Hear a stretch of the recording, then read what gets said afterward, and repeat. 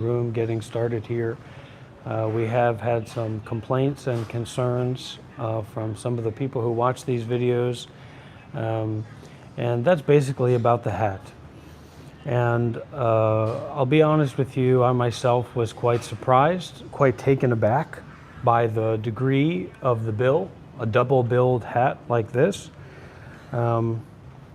Certainly unusual and a bit strange, but this is the hat that I use to cover my head, and I'm quite a big fan of the red color, and I'll be honest, I'm also going bald.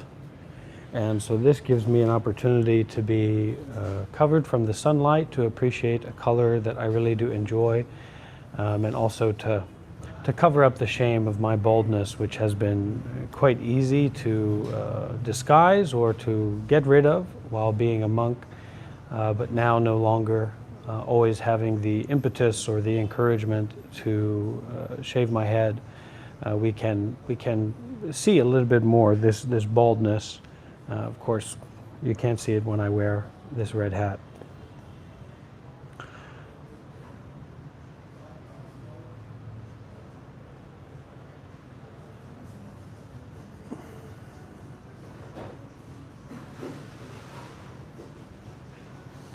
Now, whatever we happen to see visually in terms of the meditation teacher or the path goer such as myself, you know, I consider myself to be a bit of a path goer. It's important to realize that none of this is really about the surface level. So our surface level experience, kind of like what we normally experience through the eyes, through the ears, through the nose, through the tongue, through the body and the mind. As a normal person, you know, this is how you determine what reality is, or someone who's not taking up the spiritual path or the meditative path. You know, what I see, what I hear, what I smell.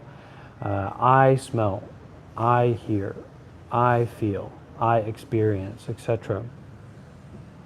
But in the context of Buddhism, mindfulness and detachment, I'm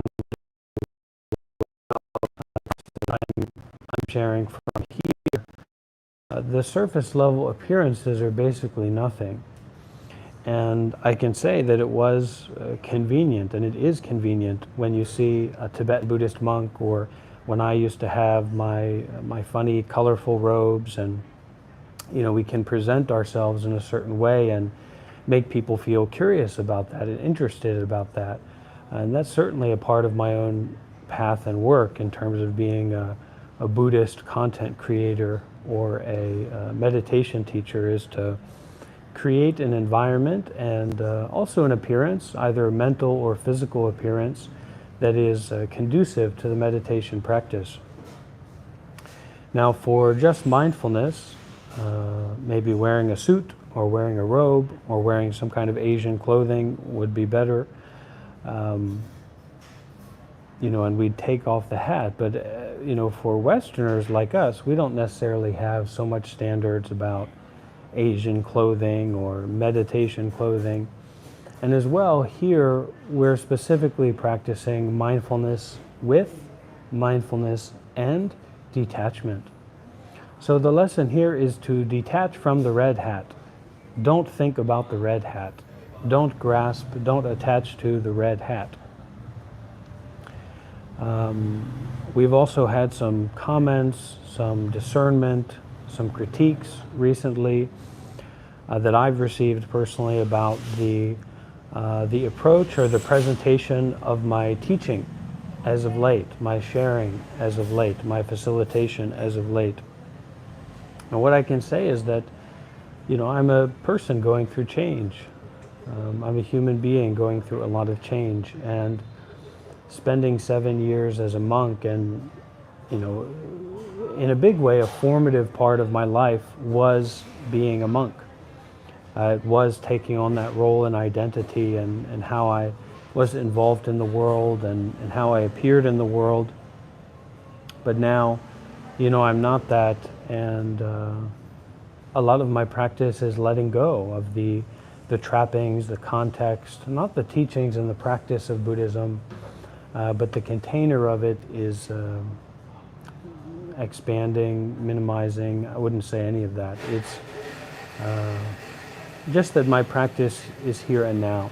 And that's what I'm able to share, and that's also what, the way of my sharing is all about that. We're not having scheduled meetings, there's not a curriculum, there's not a defined technique or a defined teaching here that we're all doing. This is kind of like an open space of spiritual exploration and mindfulness and detachment, a limitless mindfulness and detachment, and taking refuge in the possibility of that. The self taking refuge in no self, permanence, this appearance of these permanent states or these permanent experiences, taking refuge in the impermanence of everything. And this suffering, this dukkha, this unsatisfiedness, this unpleasantness, taking refuge in nibbana, taking refuge in the end of suffering.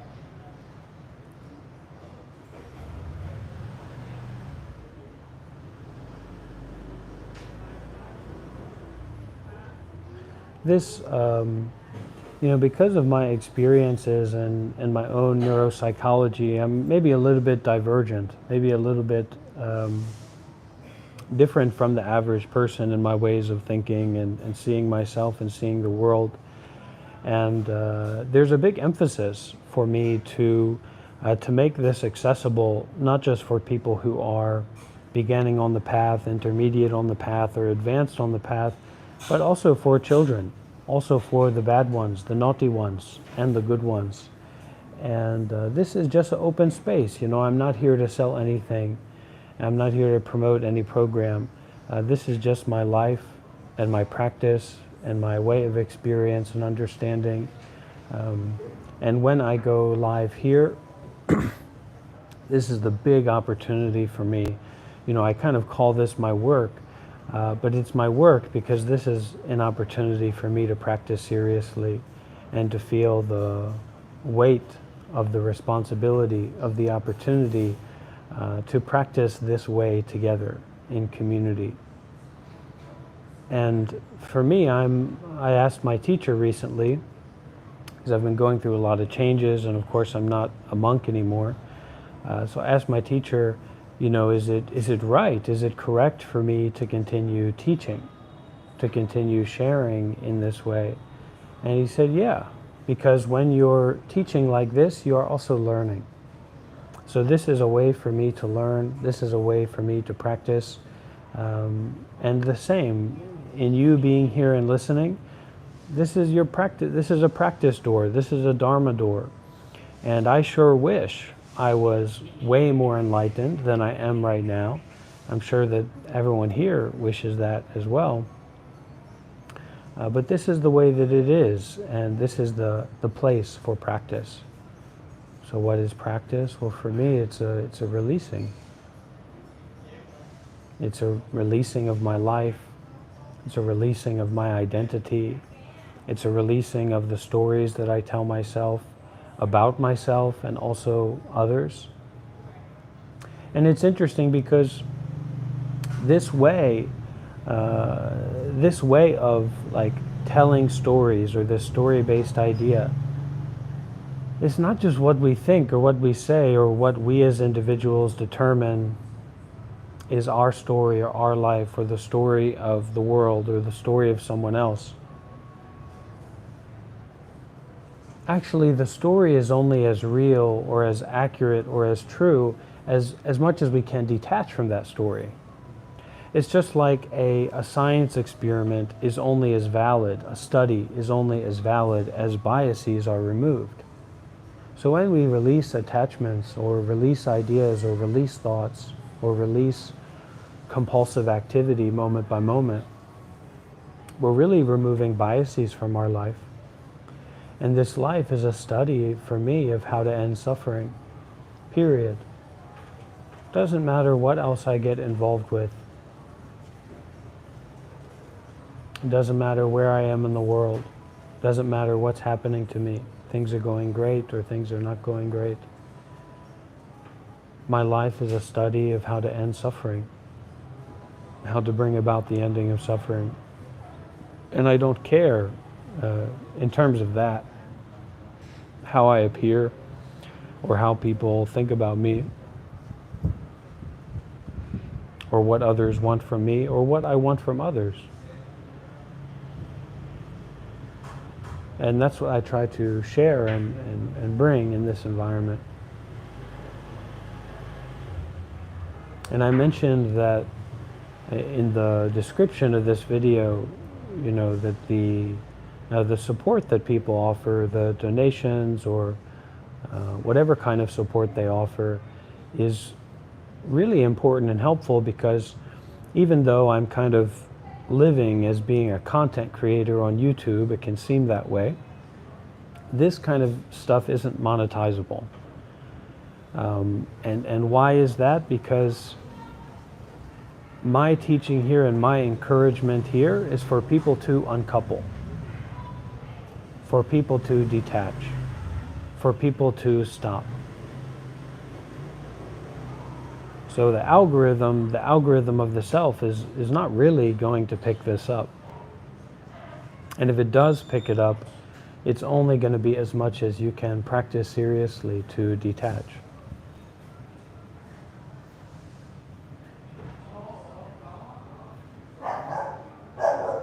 I don't want anyone here to be convinced of anything, because I myself don't want to be convinced of anything. That's my highest aspiration.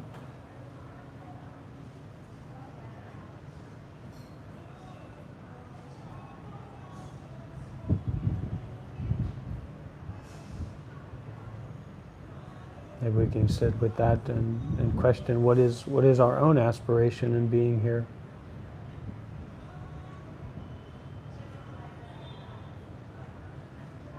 What's our intention in joining or watching these sessions? Not our understanding about it,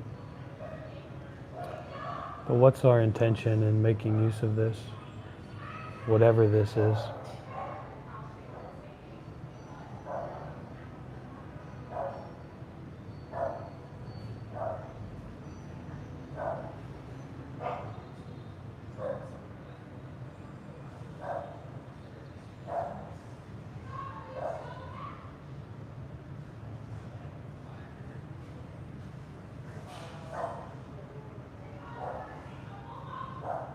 Now, when I practice like this,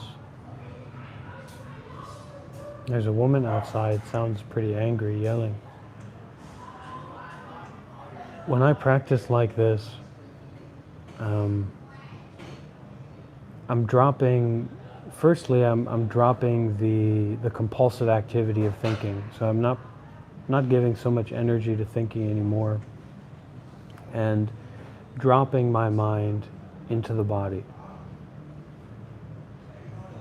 And then as I drop the mind into the body, there's a real clear awareness of, you know, the breathing. Because the breathing is always going on. Breathing is very important. So I feel awareness of the body, not compulsively thinking, and I'm aware of my breathing.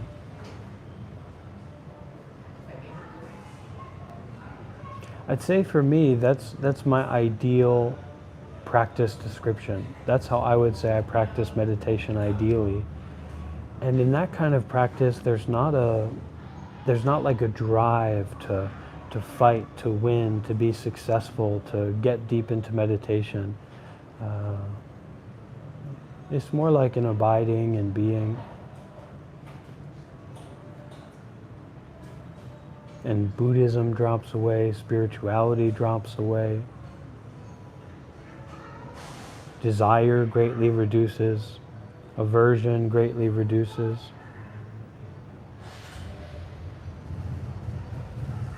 The story of my life kind of instantaneously dissolves. And I feel like this is accessible to everyone, but we may not often be in environments or conditions that bring about that quality or that energy in us.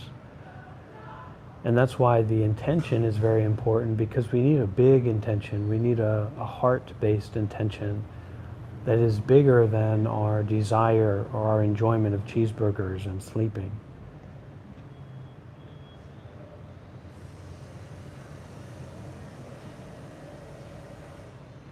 Because this intention is something that needs to carry us for a long time, to carry us for our whole lives or our whole path to the other shore. From this shore of suffering, confused, difficult life, complicated life, the mind is very constricted and afflicted, to, this state of well-being and freedom.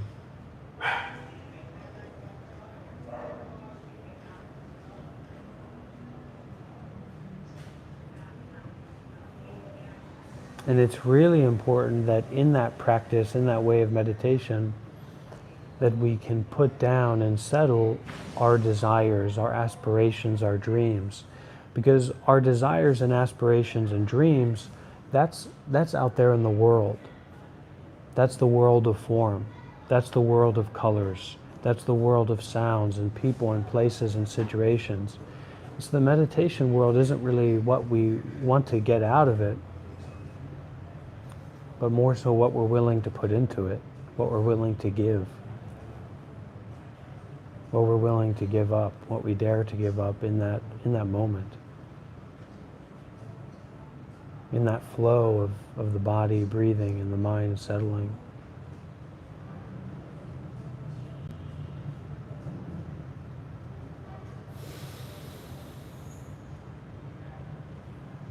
I'm looking over here, it's kind of a beautiful doorway.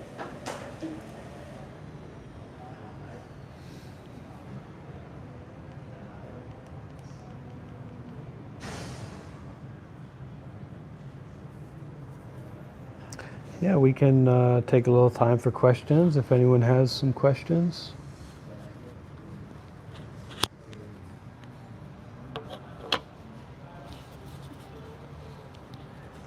What kind of questions, if any, do we have so far?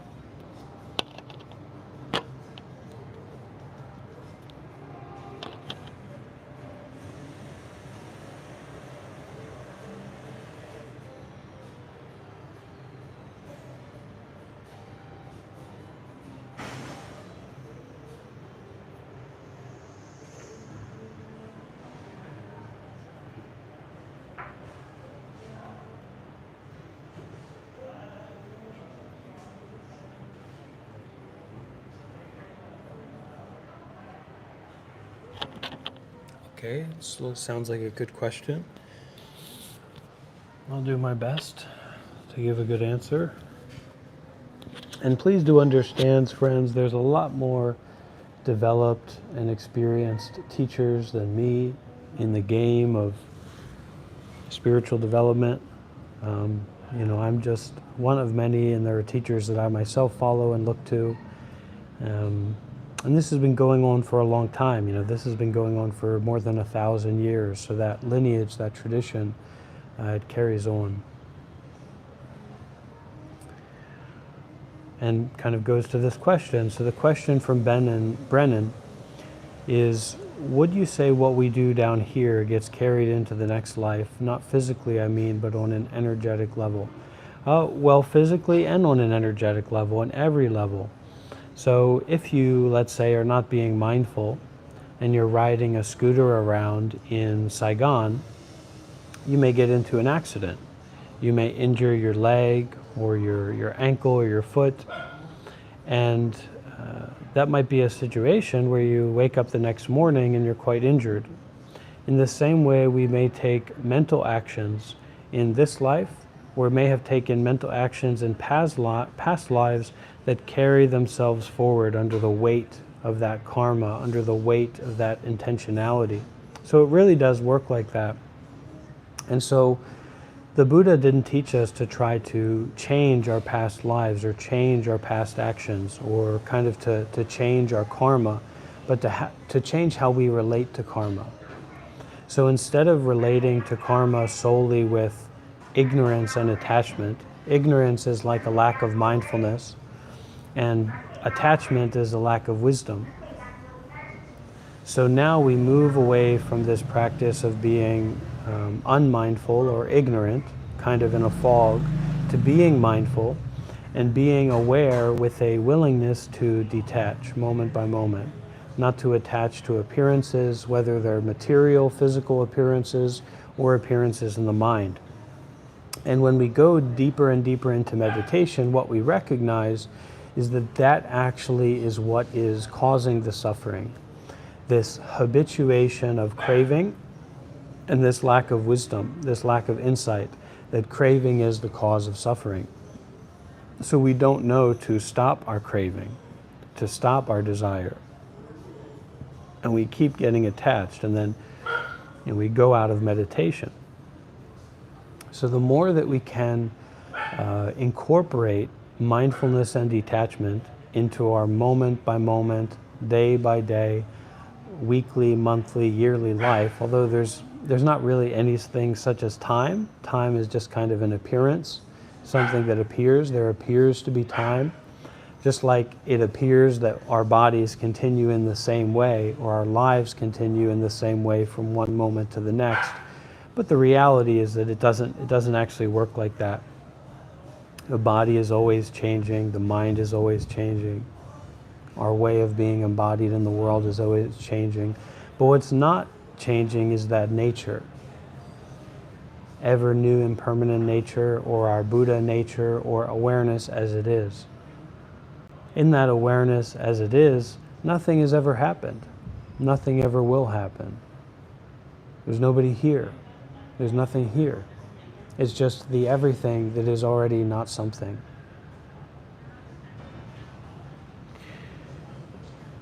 The reason that this is difficult is because we have that grasping. We have that habituated grasping, and so we fall into these states of belief, or these states of identity, these states of self, that it's kind of naturally anxious. Because that self is afraid of karma, or it seeks beneficial karma. That self wants to sustain itself, but it cannot sustain itself. And then instead of just going on in this compulsive activity of trying to get things and trying to get rid of things, we actually enter into a state of mindfulness and detachment. We practice a way of peaceful abiding. And this dissolves our fears. This dissolves our angers. This dissolves our confusions about ourselves, about others, about the world.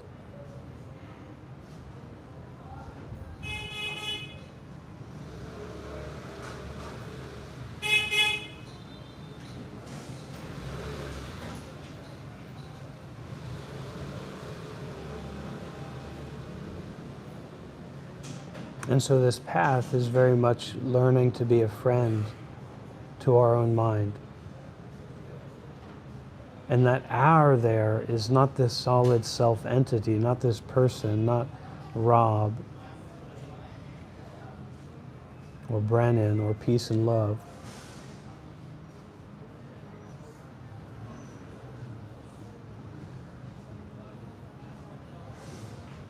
But it's our actions, it's our moment-by-moment actions of ignorance and attachment, of greed, of anger, of delusion, or of mindfulness and detachment, generosity, peacefulness, and non-thought. Thought that's not based on thought, or pure action, pure speech, pure thought, thought that's free from thought, speech that's free from speech, actions that are free from actions. And the whole Buddhist path is about this.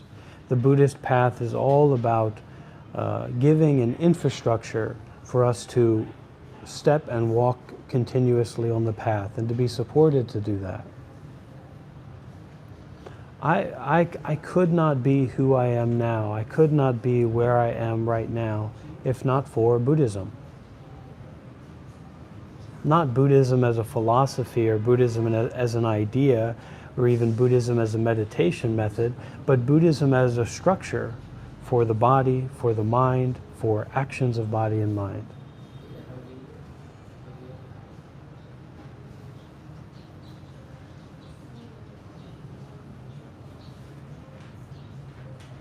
if I thought there was a better structure, not more holy or more true, but just more actionable, more engageable, more practical, more accessible than Buddhism, then that's when I would teach. That's what I would recommend. But there's not anything like that as far as I know. I know that there's not.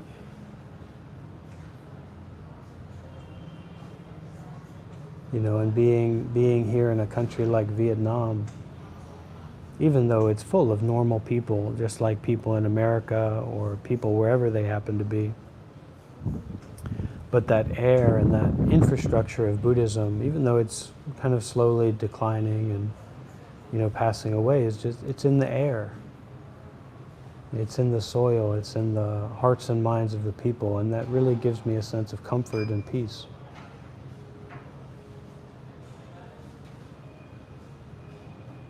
A sense of openness, a sense of gentleness.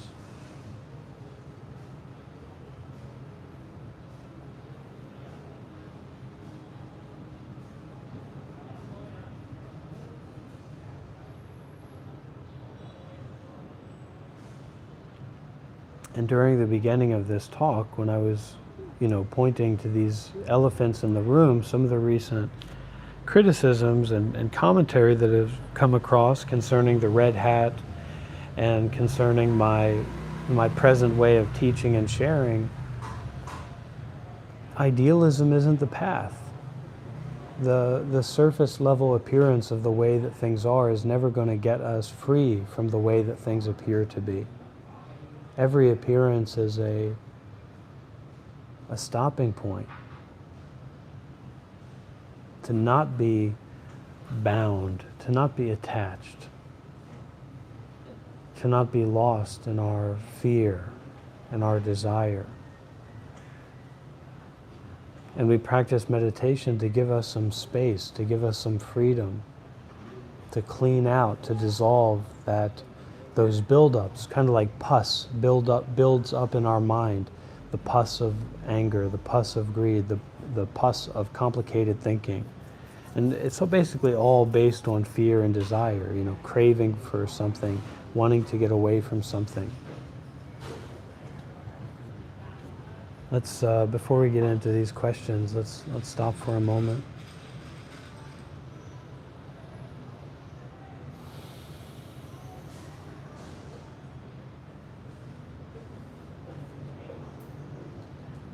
What does that mean, to stop? It means just stop, just breathe.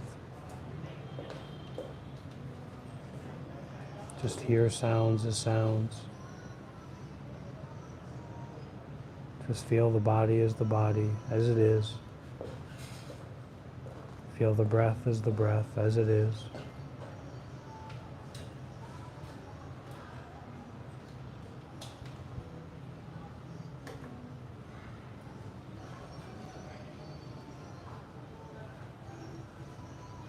Really, you know, it's kind of, we release ourselves.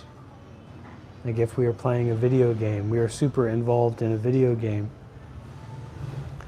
And, you know, you get involved, you get tense, you get invested. And then you step back, you turn off the screen, you take your hands off the controls. You just sit in the chair, just aware.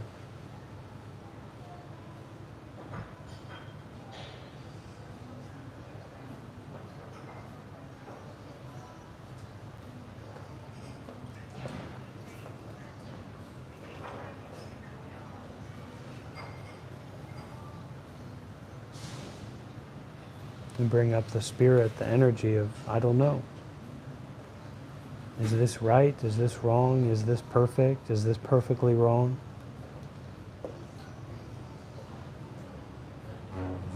Is this the right place? Is this the right person? Is this the right situation? I don't know.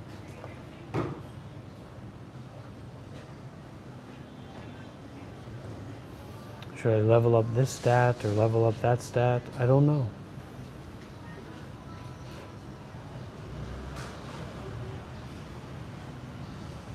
I just don't know.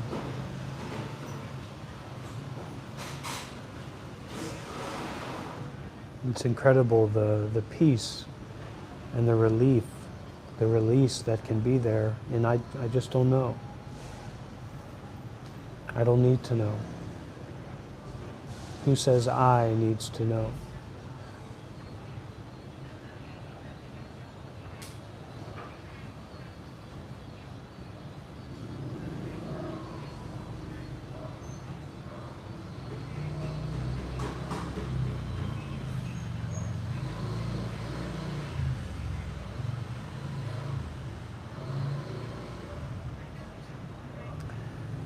Okay. Brennan says, how do you go about dealing with being around others that might not fully understand you for you?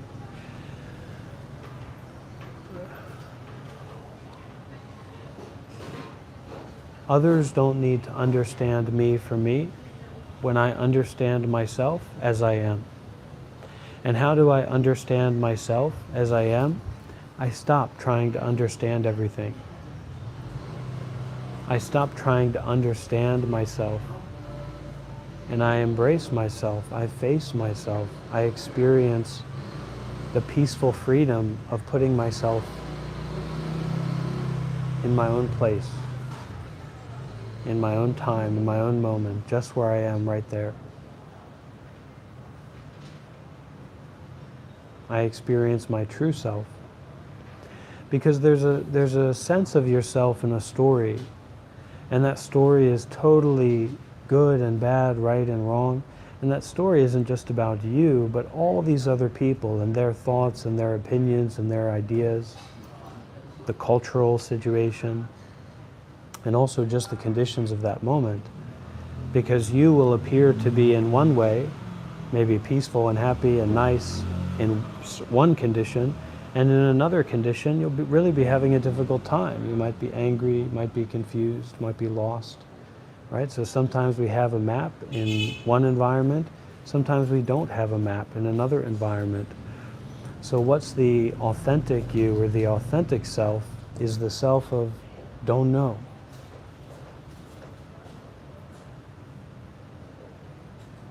That's the real you, or the safe you, or the reliable you, whether you have a map or whether you don't have a map.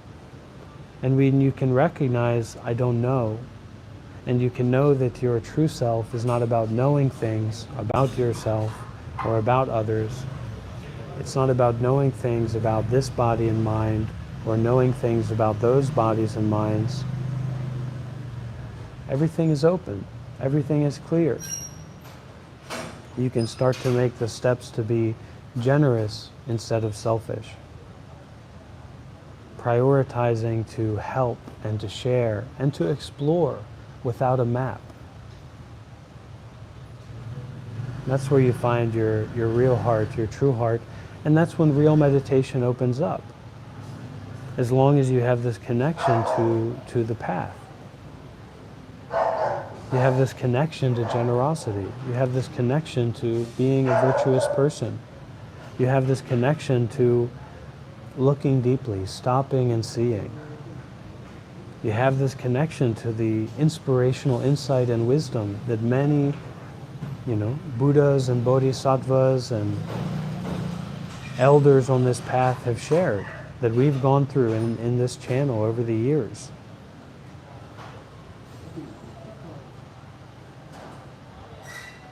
And this path and real meditation, we stop using our head. You never get very far by using your head on this path. You know what you start to use? Your heart and your gut. And to do that, you have to detach. You have to set down the importance given that you were trained to give to intellectual thinking, to your intellect. And you have to start actually taking in things that you've never taken in before. And then you feel and experience, you feel through, how do you digest this? Sometimes medicine is bitter. How does your heart go forward from that digestion? We've been trained, we've grown up in a culture and society as Westerners, many of us, maybe all of us, where the only meaning is in money. This tastes sweet, so it's good. This tastes bitter, so it's bad. This is profit, so that's where you need to go towards. This has loss, so that's what you have to avoid. The Buddhist path starts with our willingness to give what we have, the profits that we have. And when you learn how to give the profits that you get, when you learn to give away your success, when you learn to give away your ideas that you have, that you hold very dearly, when you learn to give away or to put down your constant stream of intellectual thinking, you get to be free from loss as well. You get to be free from losing. And when we can be open to loss, when we can be open to releasing the constant stream of thinking and the involvement with our word-based thinking, we can experience the peacefulness of the way that things already are. We can start to use the power of nature, the power of the breeze, the power of the sunlight, the power of the trees moving in the wind. Our ego doesn't have to be limited to this character in a story. We can expand out our ego into nature.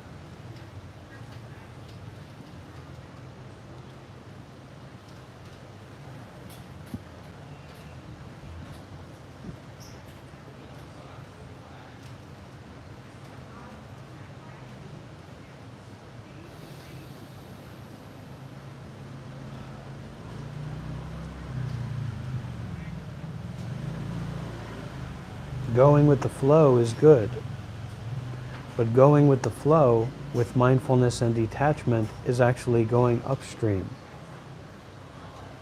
going the way of enlightenment, going the way of freedom, going the way of peace. If we're just going with the flow with our ignorance and attachment, we're just like squirrels hoarding all of these nuts for winter. But where do those nuts go when the trees are all cut down?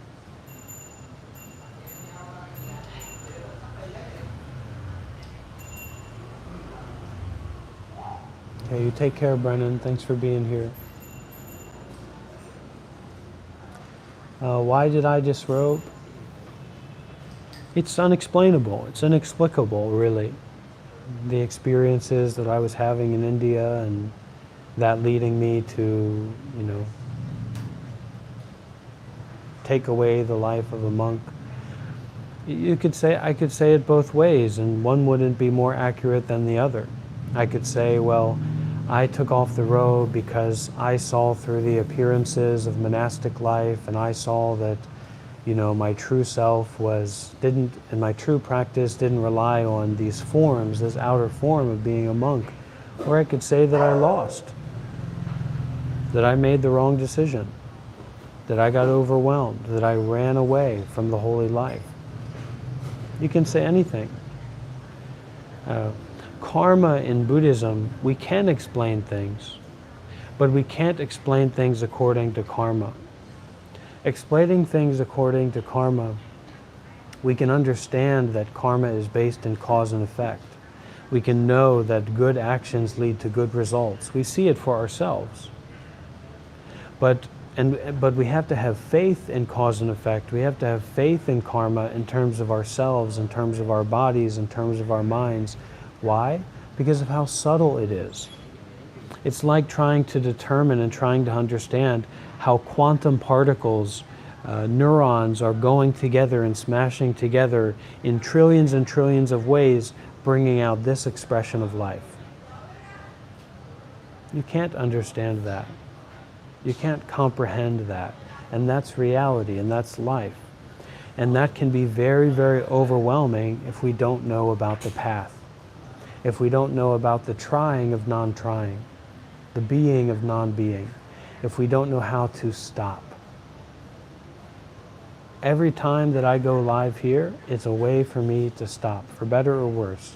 And it's an invitation for you to stop, for better or worse, to stop and see the way that things already are. The Buddhist path is just supporting us to see the way that things already are. And when that seeing is completely clear, that's enlightenment, that's freedom. That's when the job is done.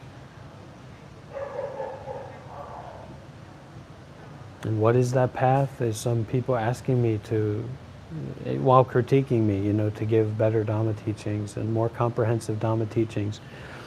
Listen, practice generosity seriously in your life. Make it a priority to do good deeds, to share the things that are valuable to you. If your time is valuable, share that. If your skills are valuable, share those. If you're attached to your possessions, share your possessions with others. Get out there and volunteer. Be generous with your heart, body, and mind. Every day, somehow, practice generosity. Do good deeds. Number two, you need to you don't need to do anything, but the path is we prioritize our virtue. We prioritize our mindfulness. It's not just something we think about from time to time and we put on the back burner of our ego.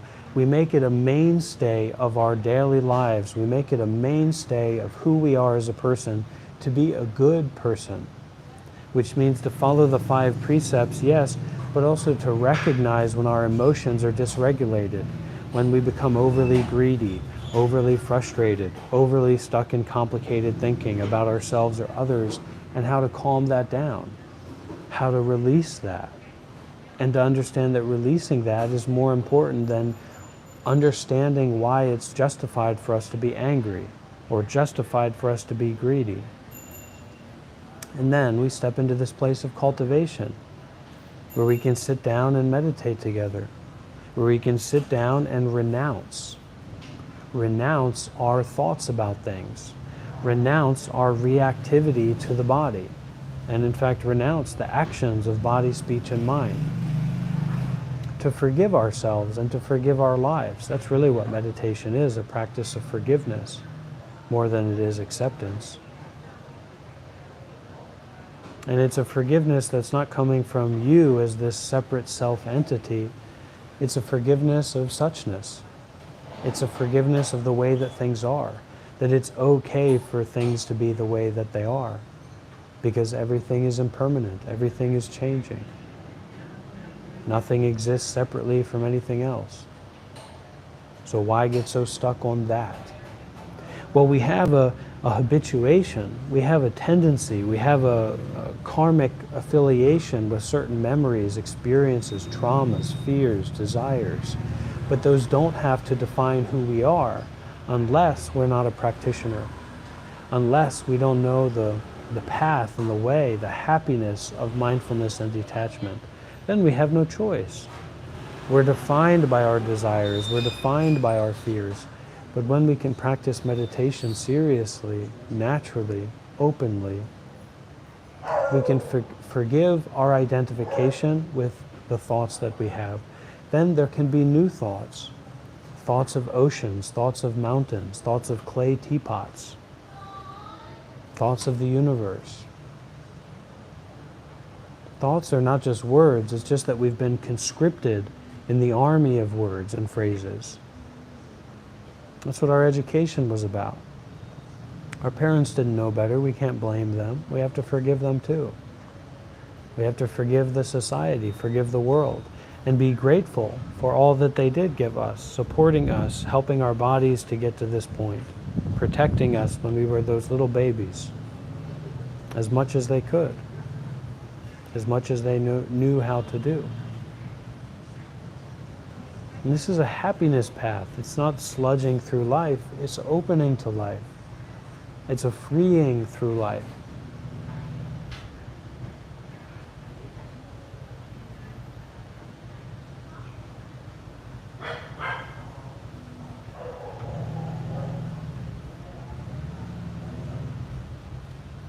Let's stop for a moment and find the breathing, the body and the mind, of releasing, of space, of no fixation.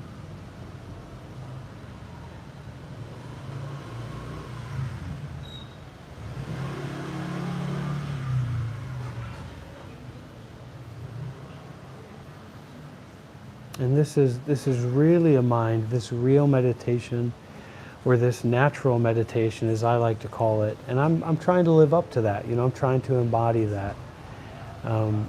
This is a meditation of nowhere to go, nothing to do, nobody already.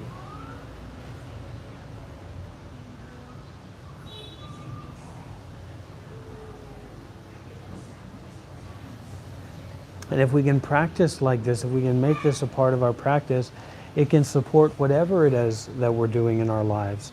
This doesn't take our energy, this gives us way more energy, way more health and wealth in body and mind to take care of others. It doesn't reduce us, it increases our freedom to be us in all the different forms, in all the different ways that we would like to be.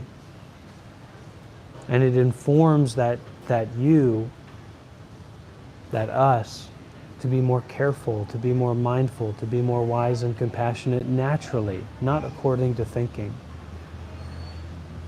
We don't deal with emotions through thinking. We perpetuate them by thinking.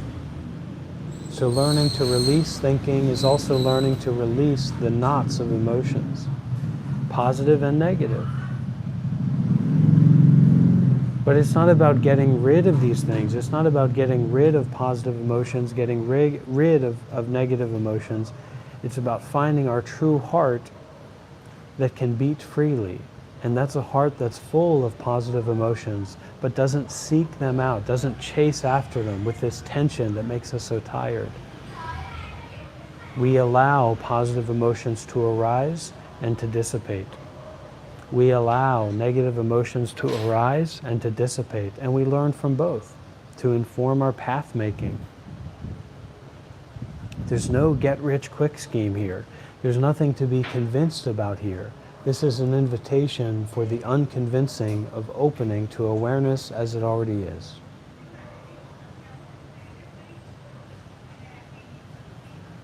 Is it tough? No, it's not tough. We make it tough.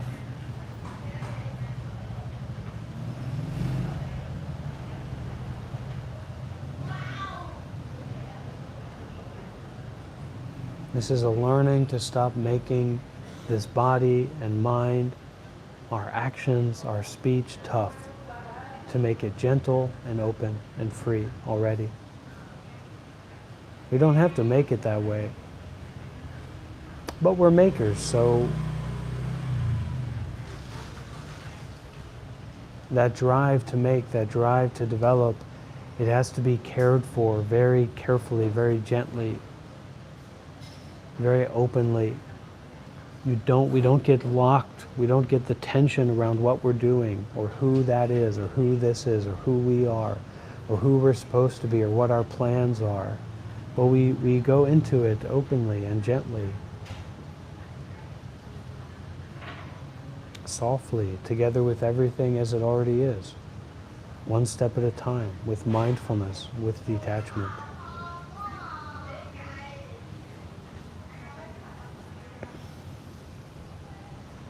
Okay.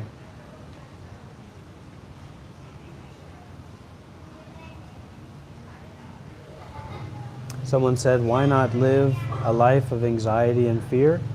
I think you answered your own question. Those who want to live a life of anxiety and fear are in the wrong place and doing the wrong thing. This is not where you want to be, trust me. Okay. So let's find our meditation position.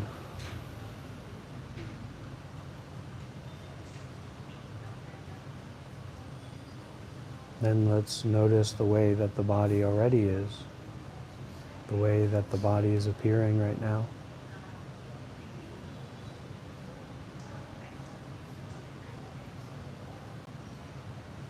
Noticing all the different aspects of the body, shoulder, thighs, right foot, left foot, right hand, left hand, the face, the head.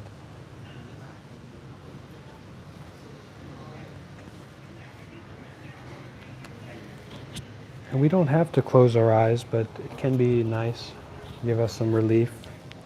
There's usually a lot of tension around the eyes, seeing so many different things, especially in this age of movies and TV.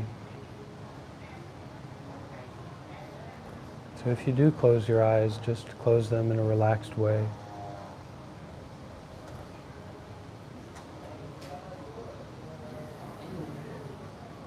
Take a few deep breaths, deeper than normal, not exaggeratedly deep. Really feel the breath in the body.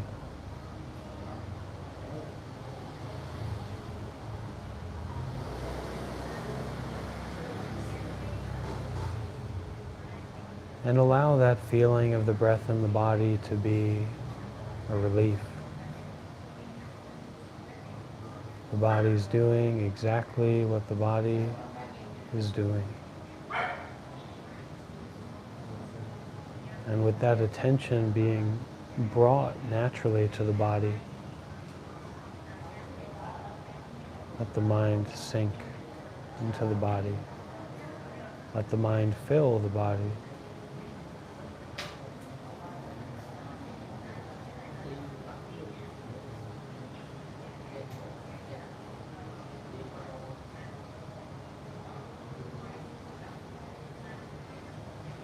Instead of non-stop thoughts, the mind can rest in being with the body.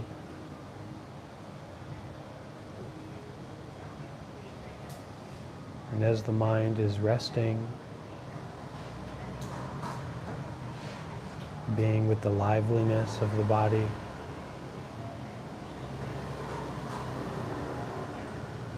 can connect your mind with the breathing through the body.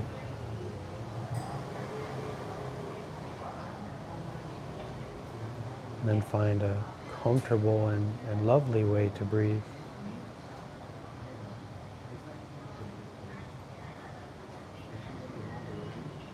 An enjoyable way to breathe.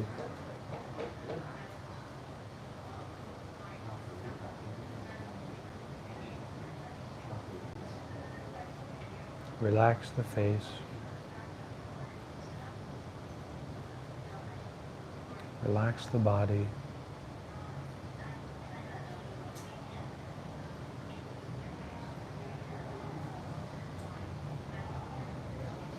Just awareness of the body breathing.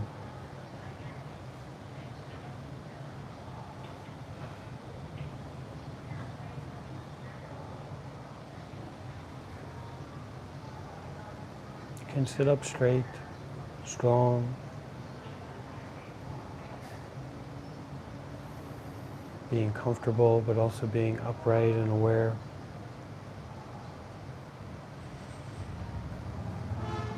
And for the next few minutes or so,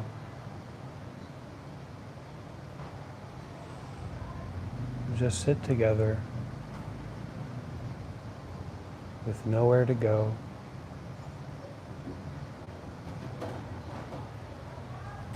with nothing to do.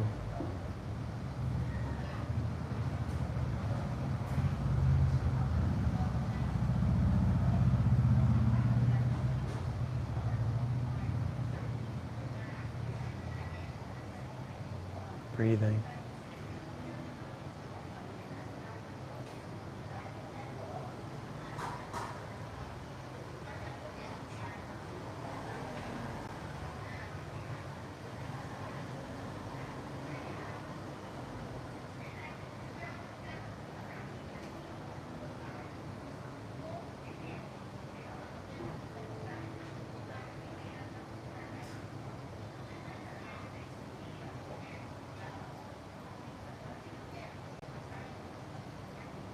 If fear arises or that anxious kind of movement of the body or mind arises, you just say, "Hello, my friend." Come back to breathing.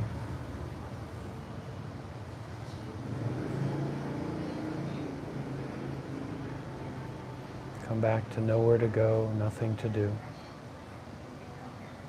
No puzzle to solve. Just enjoying breathing.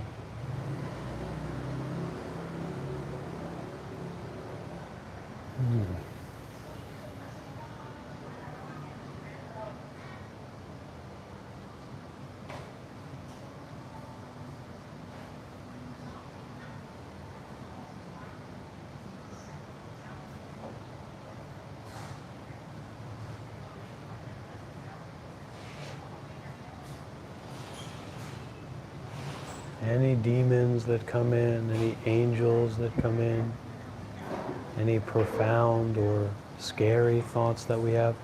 Hello, hello my friend. Come back to breathing.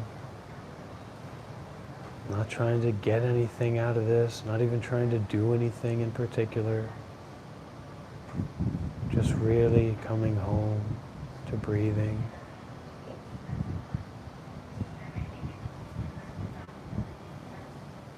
Coming home to being aware enough of the body and aware enough of the face and the mind to breathe and relax. To be mindful without attaching.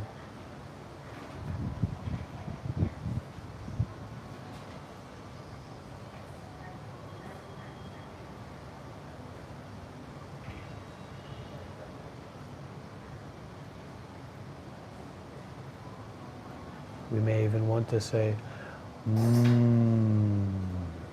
very nice, very good.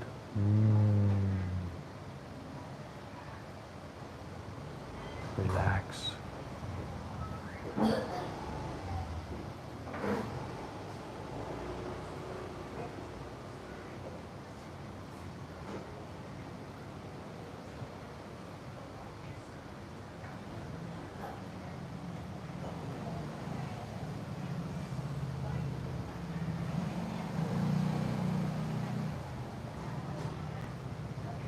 Meditation can be strange because there's no competition in this.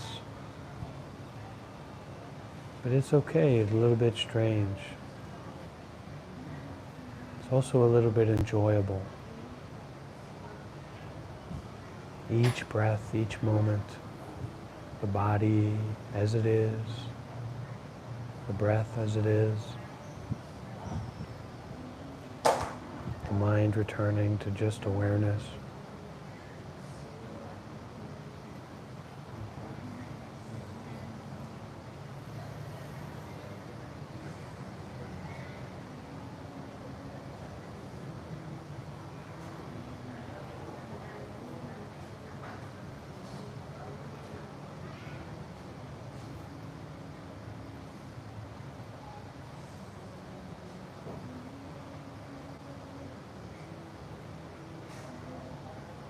Notice how there is no time in the mind. Notice how there is no time in awareness.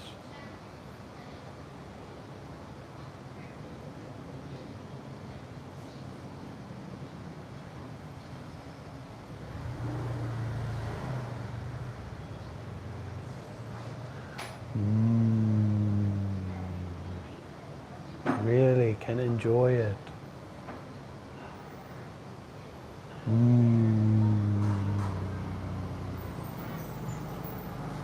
Enjoying awareness.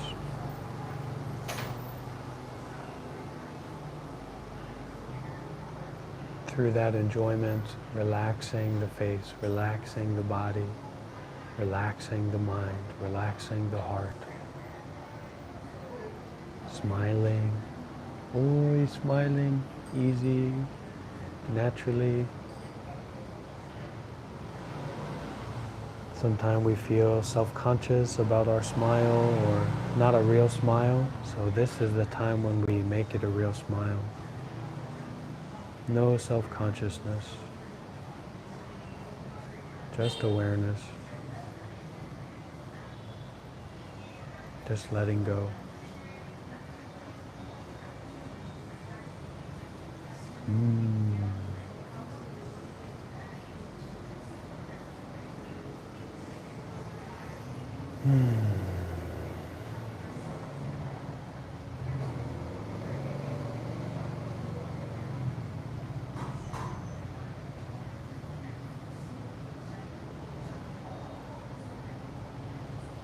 We just feed that happiness enough to support the relax and the release of that clinging mind, attaching mind, grasping mind, thinking mind.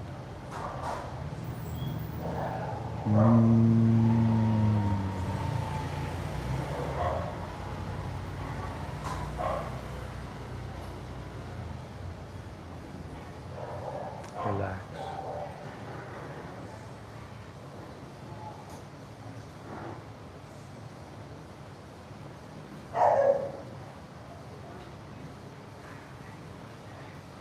Notice each moment of breathing.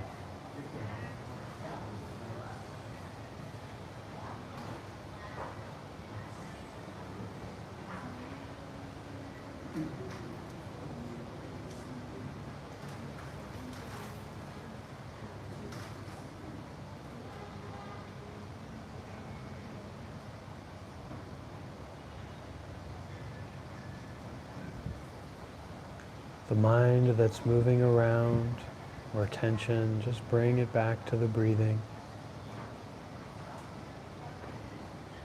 Relax.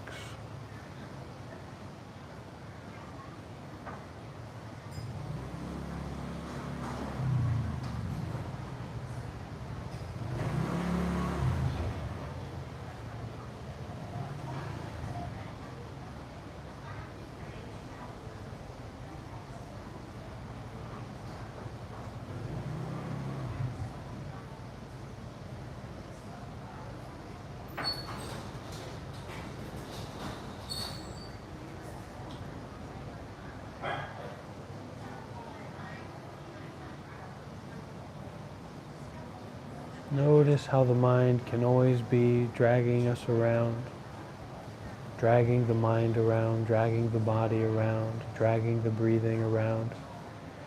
So don't take that so seriously. Just come back to what's not being dragged around. Just sitting here and breathing. The awareness that's not being dragged around. Relax the face, relax the body. Just breathing.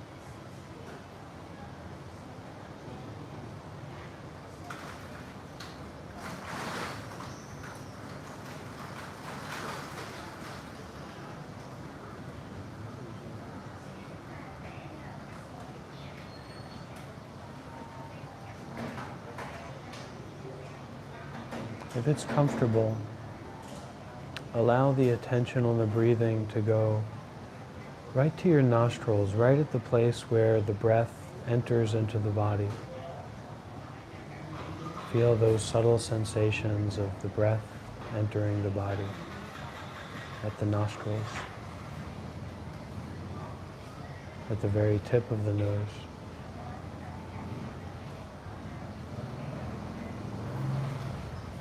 Breathe in awareness. Breathe out awareness.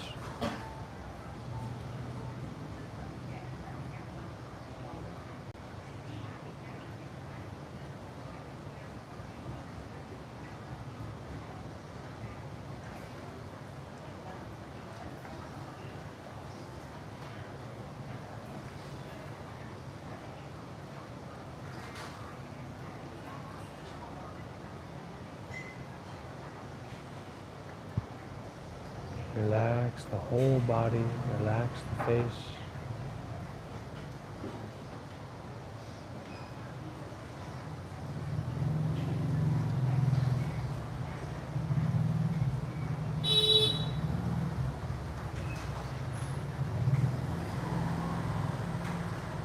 Believe in the breathing sensations. Believe in the direct experience that you are returning to moment by moment. Don't let the thoughts get you involved. Just come back to the breathing. We all have desire, we all have fear.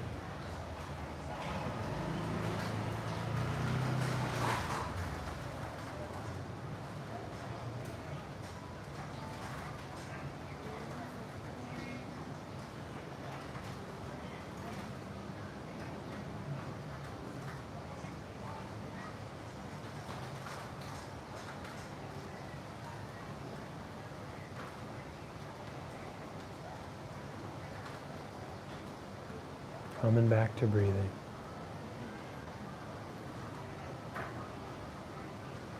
Coming back to being where we already are.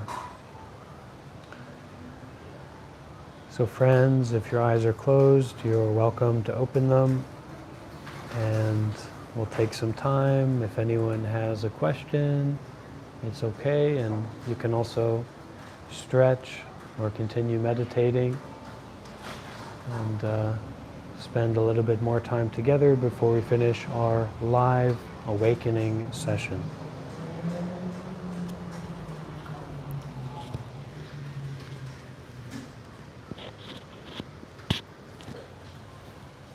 And I will look into getting another hat, but it'd probably be more obnoxious than this one. I need a hat that when people tune into our live sessions, they say, "What's going on? I've got to stop and take a look at this." Did everyone's meditation go okay? Too short, too long, too easy, too difficult? How was your meditation? You feel like a spiritual cowboy now?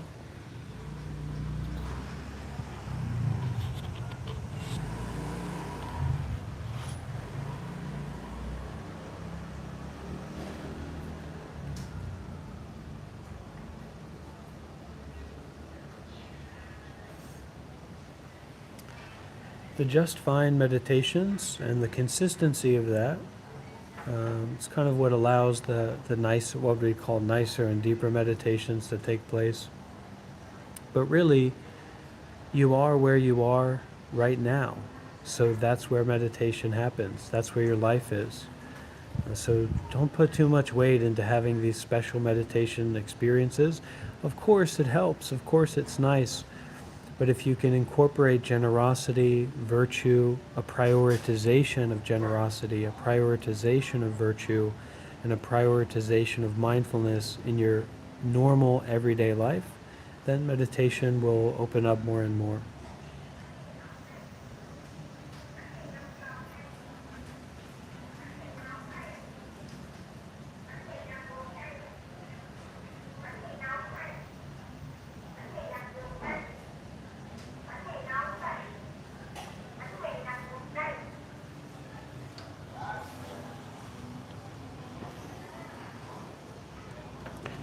Maybe we can share a little reading. I think that won't hurt. How about when the microphones are on my hat like this? Is that okay? Is that good sound quality still? Can still hear me? I don't want to talk too loud because I'm here in the coffee shop and I don't want to disturb the other patrons.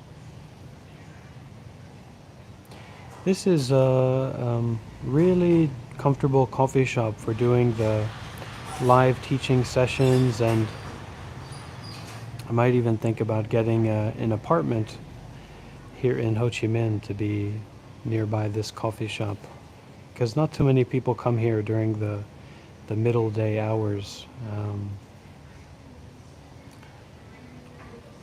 So it could be a good place to stay for a little bit. And we do have the Kindle of the Dharma here.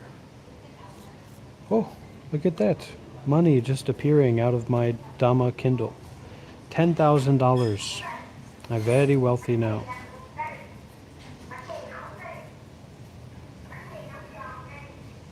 So we can continue a little bit with our reading on the main points of the precepts, the Bodhisattva precepts specifically, and how these are humanistic in nature. So it's really the highest goal on the spiritual path is that we become a better human being.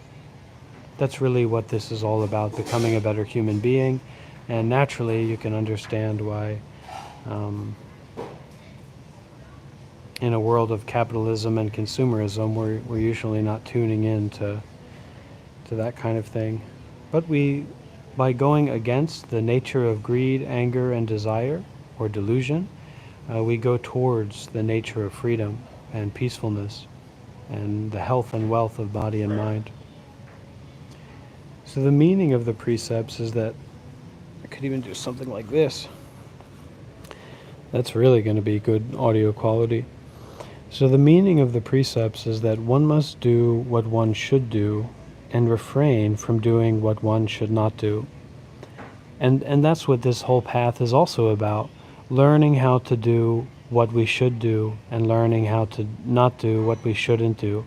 We really learn that in our meditation practice because we take out all the other variables and we just come home to our own body and mind with a lot of mindfulness, a lot of concentration, a lot of presence, and we see how our moment by moment actions of grasping and ignorance kind of actually create suffering instead of releasing us from suffering. So the meaning of the precepts is that one must do what one should do and refrain from doing what one should not do. Now, another trap that people get lost into here, especially intellectual people or philosophical minded people, is like, there's no such thing as good or bad, or there's no such thing as what we should do or should not do, and who are you, or who is Master Shifu Shengyan to say what we should do and what we shouldn't do? Well, the matter of the situation is that we've come into the life of a human being. So for a human being, we don't want to suffer, and therefore there are certain things that cause more suffering and certain things that reduce our suffering. So we should do those things that end our suffering and help others to end their suffering. And we should do that limitlessly. We shouldn't be shy about doing that more and more. We should try to do that more and more, even going beyond our limits. But this helps us to know how to stop. It helps us to know how to be free from suffering, which isn't about doing something or not doing something, but just being, or just free. So given this definition, whatever a practitioner on the path should or should not do, as mentioned in the Buddhist teachings, should be seen as the precept of a practitioner, whether or not it is called a precept. For example, in the last paragraph of the chapter Great Suchness, in the smaller sutra on the perfection of wisdom, it says, Shariputra spoke to the Buddha, if a person on the path wants to achieve unexcelled complete enlightenment, how should they practice? The Buddha said, one should treat all sentient beings with a mind of equality, a mind of loving kindness, a mind of fidelity. Fidelity is like awareness, presence, clarity. A mind of humility, a mind of ease, a mind free from anger, a mind free from affliction, a mind with no intention to play tricks, a mind of parental love, and a mind of fraternity. And to talk with these minds, and to talk with them or be with them with these minds. And so this is what we're cultivating, or this is how we're practicing in meditation, right? So we could also say it this way. If a practitioner on the path wants to achieve unexcelled complete enlightenment, or anuttara samyak sambodhi, how should they practice? The Buddha said, one should treat, one should face, one should be with all appearances, all sentient beings, all states of body, all states of mind, with a mind of equality. So this mind of equality is not picking or choosing. It's seeing clearly, but not picking or choosing that this is good or this is bad. Yes, this feels painful, but that's okay. This feels pleasurable, but that's okay. I'm afraid of this thought, but that's okay. I desire this thought, that's okay. So this is like this mind of equality, this mind of openness to everything as it is without picking and choosing, grasping, attaching. So one should treat all sentient beings with this mind of equality, a mind of loving kindness, a mind of fidelity. And the reason that we sit upright in meditation, the reason that we try to practice meditation seriously, the reason that we clarify our thoughts and we clarify our presence by listening to people who are more experienced on the path, not just people who have a good presentation or a good appearance or like a good system of convincing you that this is the path, but actually this mind of fidelity, this mind of present clarity, treating all beings, all appearances with a mind of humility. So that's to be humble and open, not arrogant. I know what's best. I don't know. This mind of I don't know. Peaceful I don't know. A mind of ease, a mind of relaxation. And that means that we need to know how to face what's inside of us, not just positive emotions, but also negative or difficult emotions without trying to fight with them, but to actually be easy with all states of mind, easy with all environments, easy with all situations. And we practice that, we train that in this meditation way because we can't control the world. So we might look up to that penthouse and that millionaire and we say, wow, they must really have this state of ease, this calm, open mind. But that mind is only for certain beings, certain situations, certain conditions. This practice, when we go into meditation, we take out all conditions and only face what we have to deal with all the time. This body and this mind, this karma, right? The cause and effect from our past actions and present actions. So that's this mind of ease, a mind free from anger, which means that we need to be open and flexible and be able to experience tension and stress and difficulty and know how to transform that rather than try to get rid of it. To be free from frustration. So we know to go into meditation. We know to go into following in accords with our own heart rather than just our desire, or what other people think we should do, or what other people say about us. A mind free from affliction, meaning we purify, we clear out, we clean out those afflictions that come up in our meditation.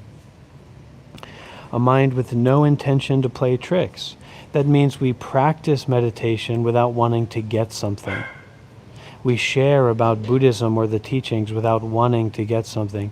And now those energies, those feelings come up because we want to feel something good. We don't want to feel something bad. That's why we have a responsibility to practice meditation, to feel that all of our needs are already met. I don't need anything, but I have something to give. A mind of parental love, which is a very deep, unequivocal love.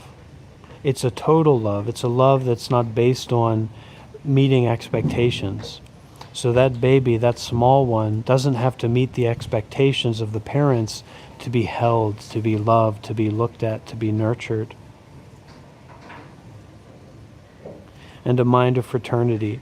This means we learn how to make friends with ourselves, and then we make friends with everything. Until you make a friend to yourself, doesn't matter where you go or who you meet, you won't be able to feel true friendship. And even deeper than that, a fraternity, that we're a part of a path, we're a part of a community of practice. We're a part of a tradition of release and relax whole body and mind with mindfulness and detachment. And to communicate with those minds. So we communicate with other beings from those minds, and we communicate with the appearances in ourselves, physical appearances and mental appearances, with these states of mind. This mind free from anger, this mind that is humility, not arrogant, this mind that has a loving kindness. Okay? So we're going to leave it there for today, everyone. Thank you so much for being with me. Thank you so much for participating in this live session. I hope that I'll see you again soon from a coffee shop near or far away from you. And once again, thank you for all the support over these past years, and especially in this time. It's much appreciated. Your presence, your support, your practice, gratitude. All right, so let's keep going at it, without trying to get anything, and just enjoying this path, enjoying what already is without making too much of a kerfuffle about the way that things should be or the way that things could be, etc. Let's just be with presence, with dignity, with heart, and with care. Okay? So this is Dharma Bum Rob signing out. See you next time.